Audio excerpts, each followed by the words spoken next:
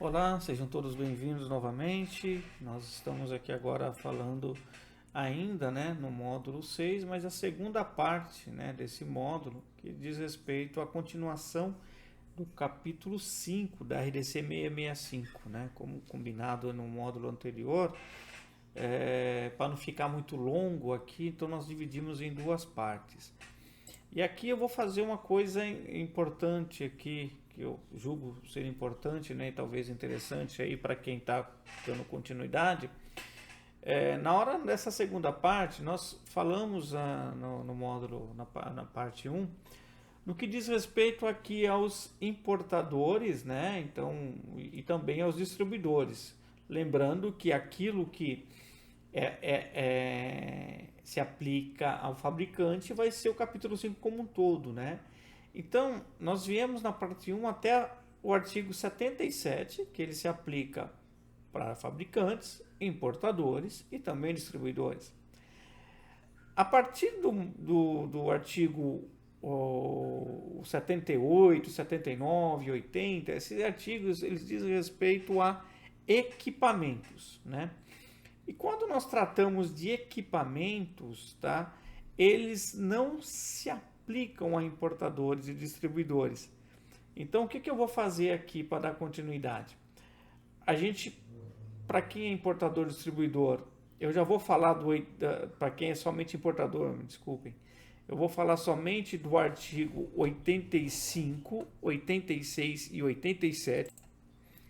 Então assim, eu vou não vou falar do 78, 79, 80, 81 agora na sequência, para iniciar a parte 2. Eu vou continuar do 85, 86 e 87, porque aí eu fecho a questão dos importadores.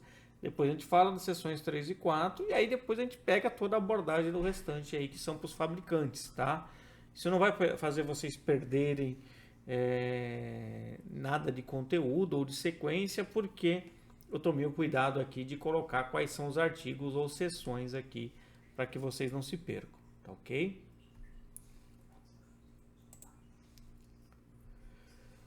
Bom, então os artigos 84 e 85, ele vem falar aqui de controle de embalagem, rotulagem e instrução de uso. Então, para os importadores, isso vai se aplicar. Distribuidores, lembrando, acabou no 77. Fabricante, com certeza, é tudo. Então, tem que ser estabelecido o procedimento para a embalagem dos produtos, de forma a proteger o produto, qualquer alteração, dano ou contaminação no produto. Os procedimentos para garantir a integridade e evitar a mistura acidental de rótulos, instruções de uso, materiais de embalagem ou etiquetas identificadoras, Aqui o artigo 84, gente, assim, importador, esse artigo ele só se aplica quando a gente fala de embalagem secundária, Embalagem primária, o importador ele não pode mexer. Um importador, se ele altera ou se ele mexe em qualquer coisa na embalagem primária, ele já automaticamente é classificado como um fabricante do produto. Então, muito cuidado aos importadores. Eu falo isso porque eu já vi em situações de empresas que eles são importadores e eles recebem, em virtude, por qualquer dano que possa acontecer na embalagem, o fabricante lá fora mandar embalagens para que ele substitua a embalagem em caso de dano ou avaria na embalagem. Então isso não é permitido, porque se você fizer essa alteração na embalagem, qualquer coisa, você pode colocar em risco o produto. Então, se você falar de qualquer situação da embalagem, mexendo na embalagem primária, você coloca em risco o produto. Então, esse artigo 84 para os importadores, nós estamos falando de embalagem secundária. E o artigo 85, sim, a questão aí de rótulo, instrução de uso. Muitas vezes o importador ele vai colocar lá a etiqueta, o rótulo de nacionalização. Os artigos 86 e 87. Então, os rótulos têm que ser projetados, impressos e, quando for o caso, aplicados de forma que permaneçam legíveis e aderidos ao produto. Então, cuidado aí também com o produto quando ele está armazenado, Você tem que garantir que a identificação, o rótulo, está previsto nele durante todo o tempo, tá? Os rótulos e as instruções não devem ser liberados para uso, né, até que uma pessoa autorizada tenha examinado a conformidade dele quanto às informações. Então é comum que quando você... Isso principalmente nos fabricantes, né? Quando ele libera para fabricar, ele já libera a impressão de rótulo, alguém vai lá e confere, destaca-se um rótulo e deixa ele na ordem de produção e a pessoa assina do lado, conferir, é isso mesmo. Tem que ter controle de emissão, de quantidade, dependendo da classe de risco do produto, tá? E para os importadores também fazer essa conferência, tá? Aí, lá no artigo 70, no artigo 87, né? Existem dois parágrafos, parágrafo 1º e o 2º. E esses dois parágrafos mencionam o quê? A aprovação do rótulo e das instruções de uso tem que estar documentada no registro histórico de produto. Tá? E aí, quando a gente fala documentado, data, nome, assinatura manual eletrônica de quem fez. E no caso dos importadores, essa documentação pode estar registrada em documento próprio em substituição ao registro histórico de produto. Lembrando que o importador não tem o registro histórico de produto, que é o que nós vimos lá no capítulo 3. Tá? Então, quando se tratar de importador, você pode ter um documento que substitua aí o registro histórico de produto, garantindo que a aprovação daquele rótulo, das etiquetas emitidas foram aprovadas. Isso significa o quê? Que a aprovação se aplica também para os importadores. Não adianta querer emitir rótulo, etiqueta de identificação à torta e direito lá, sem que tenha a aprovação disso. Então, muito cuidado, muita atenção quanto a isso. Bom, saímos então, terminamos aquela parte lá que nós falamos ali, né, para dar sequência ali do 84 ao 87, tá? E agora aqui não diz mais respeito ao importador. Então, quando nós falamos de equipamento, então o artigo 78, assegurar que os equipamentos utilizados no processo de fabricação sejam adequados ao uso pretendido, corretamente projetados, construídos e instalados, de forma a facilitar a manutenção, ajuste, limpeza e uso. Então, todos os equipamentos constantes do processo fabril, né, constantes do processo de fabricação, eles têm que estar adequados para serem utilizados. Lembrando que assim, né, a instalação dele também tem que ser levada em consideração de forma a se permitir limpeza. Caso contrário, você pode ter o risco também de contaminação. Tá? Tem que existir um programa de manutenção, né? Então os artigos 79 e 80 trazem isso. Tá? Então tem que ter uma programação para manutenção, para ajuste, para limpeza do equipamento. Esse programa tem que estar no local de fácil acesso a quem vai ser o responsável pela manutenção. Tá? E tem que ter o registro da atividade de manutenção, com a data da realização da manutenção e também quem foi a pessoa que realizou a manutenção. E quando se fala de ajuste, né, aqueles equipamentos, por exemplo, equipamentos aí de tornos, né, que você vão fazer usinagem, ou equipamentos de injeção, né, normalmente eles têm lá os ajustes, possíveis ajustes de tempo, pressão, temperatura, tá? Então toma muito cuidado, porque para os equipamentos que você tem tolerâncias e tem ajustes, tá? Você tem que deixar quais são os limites, né?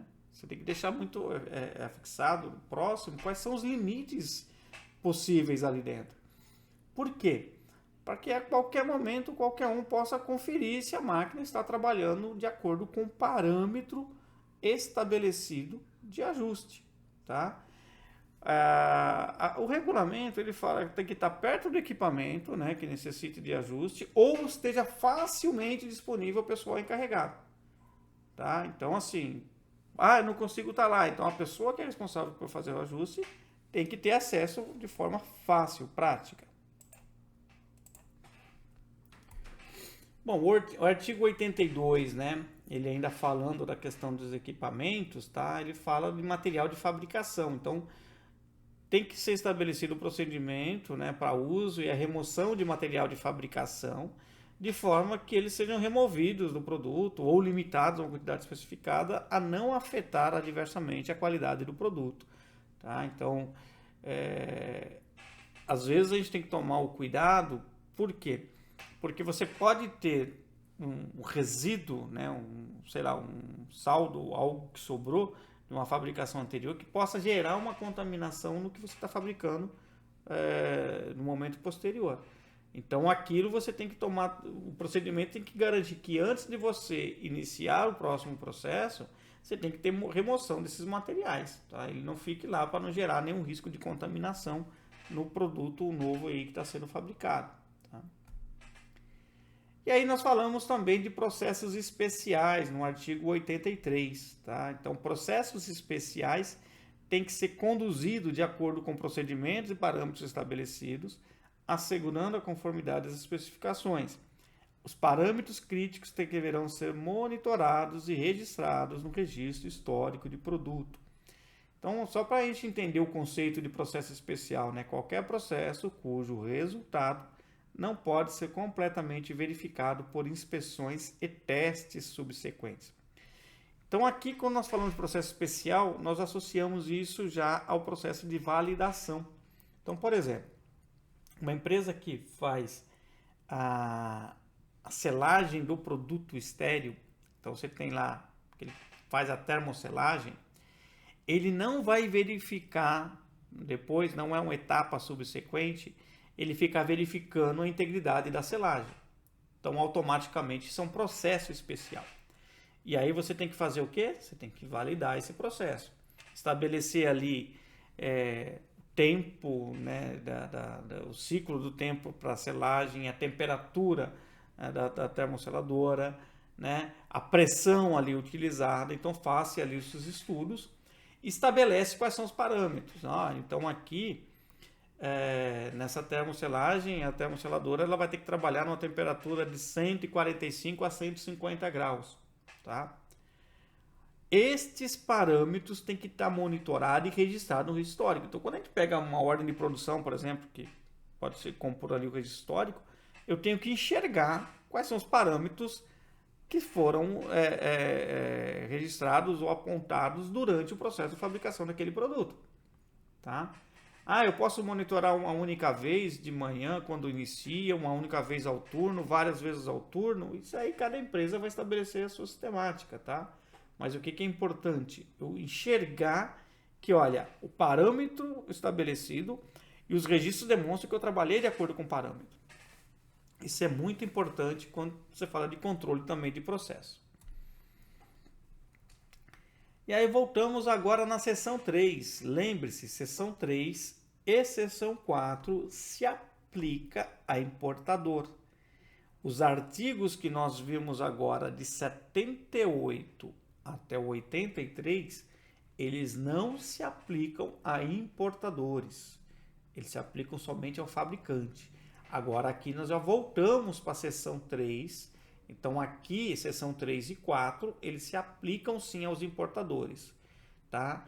Só para recapitular, no caso de distribuidor, encerrou-se o capítulo 5 na seção 77. Bom, aqui quando nós falamos de inspeções e testes, então tem que ter procedimento de inspeção e teste, né? O regulamento até fala ou outros meios de verificação de forma a assegurar a conformidade aos requisitos especificados. O que seria esses outros meios de verificação? Tem situações que você não faz nenhuma inspeção e nenhum teste no produto que você recebe, né? Vamos imaginar um importador, ele recebe já o produto estéril, pronto para ele distribuir. Então, como que ele verifica se está de acordo? O laudo de esterilização. Né? Um laudo que assegura que o produto está. Então, ou seja, ele não vai fazer uma inspeção ou teste do produto. Ele recebe o laudo, confere o laudo e aquilo garante que o produto atende aos requisitos especificados para ele. Tá? Isso também pode acontecer em quem fabrica? Pode acontecer também do fabricante. Ao receber uma determinada matéria-prima, ela não fazer nenhuma inspeção ou teste na matéria-prima e receber a matéria-prima com a condição de aprovado com base no laudo que ela está recebendo do fabricante. De toda maneira, o que a gente tem que garantir? Esse laudo tem que ser comparado com algum tipo de especificação, quando nós estamos falando de fabricante. Tá? Os resultados da atividade de aceitação durante o recebimento, componentes, materiais de fabricação, etapas intermediárias, né? aceitação final do produto, porque aqui nós não estamos falando de inspeção e teste só de recebimento. Nós estamos falando de inspeção e teste em toda a cadeia, qualquer tipo de inspeção e teste.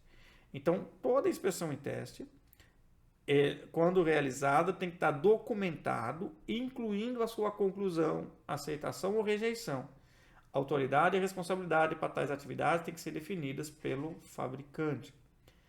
Aqui, gente, eu vou pedir para vocês resgatarem o que nós falamos lá do capítulo 3. No capítulo 3, no final do capítulo 3, nós falamos de registros de inspeção e teste. Aqui nós estamos falando no capítulo 5 da atividade de inspeção e teste. Então, lá no capítulo 3, quando nós falamos de registro, inspeção e teste, o regulamento estabelece que qualquer registro de inspeção e teste que seja atribuído a um padrão de qualidade, a uma característica de qualidade, né, você tem que ter lá qual é o critério de aceitação, o resultado do critério de inspeção, quem fez, com a assinatura manual e eletrônica, a data que foi feito e o registro do instrumento, equipamento de medição utilizado. Então, esse é o registro de inspeção e teste. Aqui nós estamos falando da atividade de inspeção e teste. Então, a atividade, o momento que você vai fazer inspeção e teste, você, empresa, você, fabricante, vai determinar. Lembrando que quando você determina aqui precisa fazer inspeção e teste, não estou falando de controle de processo, eu tenho que resgatar que o registro tem que atender o que estava lá no capítulo 3. Os componentes e materiais de fabricação recebidos, né, assim como intermediários, produtos devolvidos, não podem ser usados ou processados até que seja verificada a sua conformidade aos requisitos estabelecidos. Então, outro ponto aqui. Eu estou destacando principalmente pelo ponto produto devolvido. Por quê? Porque às vezes a gente percebe em algumas situações de empresas o recebimento, uma devolução de um produto sem que haja a inspeção ou teste, ou uma conferência, ou uma verificação daquele produto, se não for aplicada uma inspeção e teste. Qual que é o ponto de atenção aqui? O produto devolvido ele pode ser por várias origens, por várias fontes. Ele pode ser devolvido por um acordo comercial. O cliente fala, olha, não era isso que eu comprei errado, pedi errado. Às vezes ele nem descarregou aquilo e já está te devolvendo. Mas ele pode ser uma devolução por uma característica, sei lá, de uma reclamação, de uma insatisfação, de um mau funcionamento do produto não atender o que se espera dele. Então existem várias formas, né, do porquê da devolução. Eu não posso fazer com que o produto devolvido ele retorne para dentro do meu estoque, seja reintegrado ao estoque, sem ter a certeza de que ele está em condições de ser utilizado novamente. Por quê? Porque eu vou dar a condição para ele ser colocado no mercado para um outro cliente. Então, de repente, no transporte, aquele produto sofreu avaria. Aquele produto ele foi descarregado lá no meu fabricante e ficou lá por algum tempo, por algum minuto, ou sei lá, não digo minutos, né, mas por algum tempo lá, armazenado em uma condição que possa ter comprometido. Então eu preciso verificar esse produto antes de reintegrá-lo ao estoque. Tá? Então tomem cuidado com os produtos devolvidos. Tá?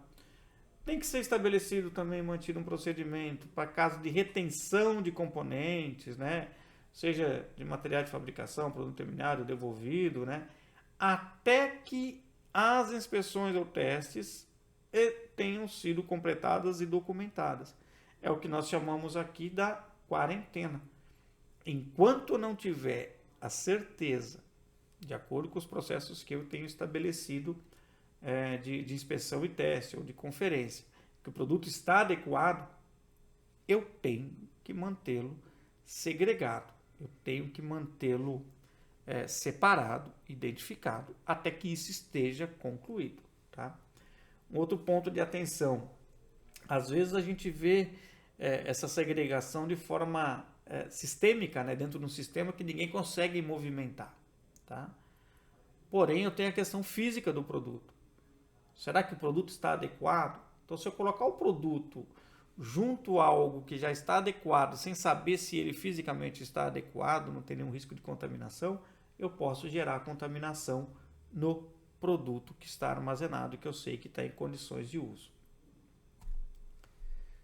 Os produtos acabados não devem ser liberados até que tudo que está no RMP, que é o RMP, registro mestre do produto. Lembra? Lá no capítulo 4, no finalzinho do capítulo 4, nós falamos lá de registro mestre do produto, que é uma receitinha do bolo, né? A forma do como fazer. Então aqui eu estou falando que o produto ele não pode ser liberado até que tudo que eu estabeleci no RMP tenha sido completado. Então a liberação, a data, a assinatura, manual eletrônica tem que estar documentado. Então alguém tem que chegar e falar, está liberado. Pode ser uma inspeção de qualidade, o inspetor de qualidade, o controle de qualidade, pode ser a autoinspeção do próprio processo, aí cada empresa vai determinar. Mas eu preciso ter os registros, ter a documentação de que o produto está liberado e que atende o meu RMP. E aí na seção 4 agora nós vamos falar de inspeção, medição e equipamentos de testes, né? Então também se aplica aqui em importador, eu vou explicar o porquê que se aplica em importador, a seção 4, que aqui nós estamos falando dos equipamentos de medição e teste que são utilizados. Lembra, a seção 3 nós falamos de inspeção e teste.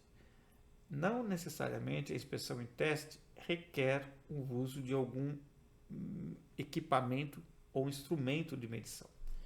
Posso fazer o visual, eu posso fazer por uma conferência, eu posso fazer, sei lá, uma outra forma, né? Mas quando essa inspeção ou medição ela requer o uso de um equipamento, primeira coisa, esse equipamento tem que estar adequado para os fins que se deseja e tem que ser capaz de produzir resultado válido. Automaticamente, o que eu vou ter que pensar aqui? Para produzir resultado válido, tem que estar calibrado. E para estar adequado ao que se deseja, eu tenho que prever também aí a identificação dele, uma manutenção dele, de tempos em tempos ali. Por quê? Porque, caso contrário, eu não vou saber se ele vai estar adequado para produzir o que eu espero dele. Então tem que tomar muito cuidado com relação aos instrumentos de medição, os equipamentos que você tem, tá? Tem que ter um controle disso. Então esse procedimento, né? Então o fabricante vai ter que estabelecer que os equipamentos sejam rotineiramente calibrados. Jailson, qual que é a rotina de calibração? De acordo com a frequência de uso do equipamento. Então quem determina essa rotina vai ser a própria empresa. Não tem uma regra. Né? Às vezes alguns se apoiam lá, o fabricante determina, olha, tem que ser de tempos em tempos, uma vez ao ano. Mas vai muito mais da frequência de uso e do impacto que aquilo tem. Tá? Então a empresa tem a liberdade de definir. Tá? Os equipamentos têm que estar identificados de forma a possibilitar que a situação de calibração está determinada. Então eu tenho que conseguir enxergar no equipamento, olha, ele está lá calibrado, qual que é o código, se eu uso um código, né, para eu conseguir rastrear também essa calibração. Tem que ter procedimento de calibração, né? E esse procedimento tem que incluir quais são as especificações e limites de precisão e exatidão. Muito assim, né? Eu posso fazer calibração interna? Claro. Mas aí eu tenho que ter todas as condições adequadas para calibração. O que é comum, você fazer a calibração externa. Você contrata um laboratório para fazer a calibração. Então você tem que fazer o quê? Determinar qual é o critério de aceitação. Porque a calibração nada mais é do que você pegar o seu instrumento, o seu equipamento, compará-lo com um padrão, que também é calibrado, que segura resultado válido, e você vai ter um laudo. Olha, o seu termigrômetro na temperatura de 30 graus, quando comparado com o padrão de 30 graus, ele mediu 32 graus. Significa o quê? Que existem 2 graus de erro na leitura. Isso é bom ou é ruim? Vai depender do processo, do que você quer monitorar com aquele termômetro, com aquele termigrômetro. Lembre-se, lá no começo do capítulo 5, lá na parte 1, nós falamos, né? De acordo com o impacto que você tem no produto, você vai determinar o tipo de controle. Então, se o seu produto, o seu instrumento de medição, ele tem um erro de 2 graus, você tem que considerar esse erro de 2 graus lá na sua medição, lá no seu controle. Tá? A calibração tem que ser executada por um pessoal que tem instrução, treinamento prático, experiência necessários, né? Isso principalmente quando eu tenho a calibração interna, né? Quando eu tenho um laboratório, eu vou qualificar esse laboratório de acordo com as regras estabelecidas lá no capítulo 2, né? De controle de fornecedores. Os padrões de calibração, né? Eu tenho que estabelecer que esses padrões sejam rastreáveis a padrões oficiais nacionais ou internacionais. Via de regra, na prática, como funciona? Se eu mando calibrar em um laboratório que ele é acreditado à Rede Brasileira de Calibração, nós chamamos de RBC, significa que aquele laboratório ele tem inspeções do Inmetro, né? E por ele ter essas inspeções, eu tenho a rastreabilidade de todos os padrões. Então, aquele certificado com o selo RBC já me é suficiente para garantir essa rastreabilidade. Jailson, sou obrigado a contratar um laboratório RBC? Não. Tá? Isso significa o quê? Que eu posso contratar qualquer outro laboratório que não seja RBC, ou até mesmo a minha calibração interna não ter a acreditação na RBC. Aí eu vou ter que buscar um certificado de calibração do padrão utilizado na calibração do meu equipamento. Esse certificado de calibração do padrão, eu vou ter que rastreá-lo à RBC. Pô, não consegui ainda, né? Então a gente vai aumentar aí a nossa busca. Eu vou buscar o certificado de calibração que calibrou o padrão, até que eu consiga chegar a essa rastreabilidade, garantindo que eu estou calibrando um equipamento, um instrumento, com padrões também confiáveis, né? Porque senão não vai fazer sentido eu fazer essa minha calibração. Agora, se não houver nenhum padrão aplicável disponível, aí o fabricante vai ter que estabelecer e manter um padrão próprio. E automaticamente calibra-se esse padrão. Tá? Os registros de calibração, né? Então você tem que ter todo o registro com a data que foi feita a calibração, o resultado obtido, quem foi que fez a calibração, né? Esses registros têm que estar disponível para o pessoal que utiliza o equipamento, né? Ou que vai fazer uso desse equipamento de calibração. Atenção quanto à manutenção dos equipamentos, né? Então tem que ser estabelecido e mantido procedimentos para assegurar o manuseio, a preservação e a guarda desse equipamento, garantindo que é preservada a precisão e adequação dele ao uso. E as instalações desses equipamentos, né? Eles têm que estar protegidos contra ajuste e possam invalidar a calibração. Principalmente se nós estivermos falando do software, né? Ou seja, não adianta eu ir lá fazer a calibração se eu vou fazer ajustes depois. Eu estou condenando a minha calibração. Tá? Deve ser avaliado o impacto de resultados de medições anteriores quando constatado não conformidade no equipamento de medição. Esse resultado tem que ser documentado. Isso aqui é um outro ponto também que eu estou destacando aqui, porque às vezes a gente se depara com situações que as empresas ignoram isso.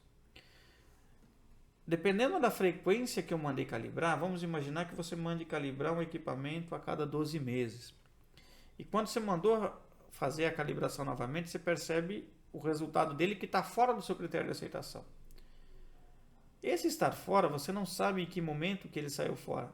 Se foi um dia depois que você mandou calibrar, sei lá, no transporte do equipamento, ou um dia antes você está mandando recalibrar. Né? Quando você está... Então você tem um gap ali, um intervalo que você não sabe em que momento que ele saiu fora. Então uma vez que você não tem essa certeza de quando ele saiu fora, você tem que avaliar qual que é o impacto, né? Qual o impacto que tem nos produtos que foram inspecionados com esse equipamento, né? Esse resultado fora do que você está apresentando. Então eu vou ter que... E o regulamento fala que isso tem que estar documentado, né? Então você tem que ir lá e fazer um estudo. Falar, opa, peraí, saiu fora. Vamos imaginar de novo, né? Pensando aí no termômetro, na temperatura. Eu tolero 2 graus de erro. Né? Então, ou seja, quando ele mede 25, pode ser 23 ou pode ser 27.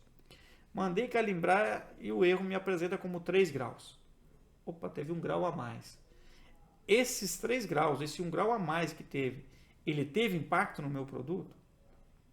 Que impacto que isso tem? Será que eu coloquei produto não conforme no mercado por causa disso? Em virtude disso? Tá? Então, aí a gente vai ter que tomar este cuidado. Então, eu tenho que fazer a análise, eu tenho que fazer uma avaliação e eu tenho que documentar isso. Minimamente, eu vou ter que abrir um formulário, sei lá, né, o que é comum. Abre-se ali um formulário de não conformidade, faça uma investigação e conclui-se, olha, não afetou, legal, então podemos concluir. É claro que eu vou ou substituir o equipamento ou faço um ajuste no equipamento, tá? mas eu tenho que garantir, fazer esse estudo para ver se o produto não foi impactado, não foi afetado. E a seção 5, né, que nós chamamos de validação. Então, lembra do que nós falamos de processo especial? Os processos especiais devem ser validados de acordo com protocolos. O resultado da validação, incluindo a data e identificação do responsável, tem que estar registrado. Métodos analíticos, sistemas auxiliares de suporte ao processo, controle ambiental, sistemas informatizados automatizados, ou software que possa afetar tanto o produto quanto o sistema de qualidade devem ser validados. Então, cuidado. Essa seção ela não se aplica para importador e distribuidor, ela aplica-se somente, né, a seção 5, somente para fabricante. Então, se eu uso... Quando eu falo métodos analíticos, gente, qualquer método, né, sistemas, qualquer coisa que eu use que tenha impacto. Às vezes a gente quer pensar somente no produto, mas o que o regulamento fala? Que tem impacto no sistema de qualidade. Isso tem que estar validado. Vamos imaginar que eu uso um software e esse software não tem impacto nenhum no produto, mas é um software que me garante todo o controle de rastreabilidade. Ou seja, impacto no meu sistema de qualidade. Eu tenho que validar o software? Sim, esse software tem que ser validado. Tá? Então tome muito cuidado com essa questão de validação. E também tem que ser esses procedimentos, né, quando você fala de validação, você tem que prever a verificação periódica dos processos, né, para garantir ou assegurar ou verificar em que momento que é necessidade de você revalidar. Então, assim, existem algumas regrinhas para revalidação. Pô, alterei o método de fabricação, alterei o formato, alterei... Então, eu vou ter que fazer o quê? Revalidar. Mas de tempos em tempos, então, eu tenho que estar verificando, né? Então, periodicamente verificando para garantir que o método, né, que eu adotei, a validação, ela continua pertinente ou se eu tenho que revalidar.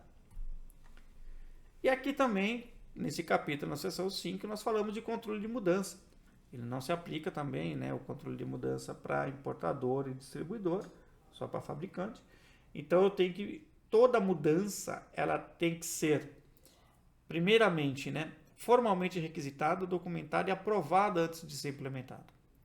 Qual a preocupação que o regulamento tem com isso? Qual a preocupação que as boas práticas vão ter com isso, né? Que se eu sair alterando sem olhar o impacto, eu posso causar uma não conformidade, eu posso afetar um requisito legal, né? Então, sempre quando eu penso em mudança, né, quando ela é planejada, tá? Eu tenho que fazer essa avaliação, incluindo uma avaliação dos riscos dentro do meu processo de gerenciamento de risco. Isso a gente falou no capítulo 4, quando a gente falou de projeto e desenvolvimento, que lá a gente fala quando tem alteração no projeto, lá no produto, eu tenho que avaliar os riscos. Quando eu tenho uma mudança no meu processo, eu tenho que também avaliar os riscos dessa mudança. Tá bom? É isso, com isso nós encerramos aqui o capítulo 5, nessa segunda parte, tá? Estendeu, né? Passamos de 30 minutos aqui de gravação, mas espero que todos aí tenham, nas duas partes do capítulo 5, entendido quais são os controles requeridos quando do processo de produção.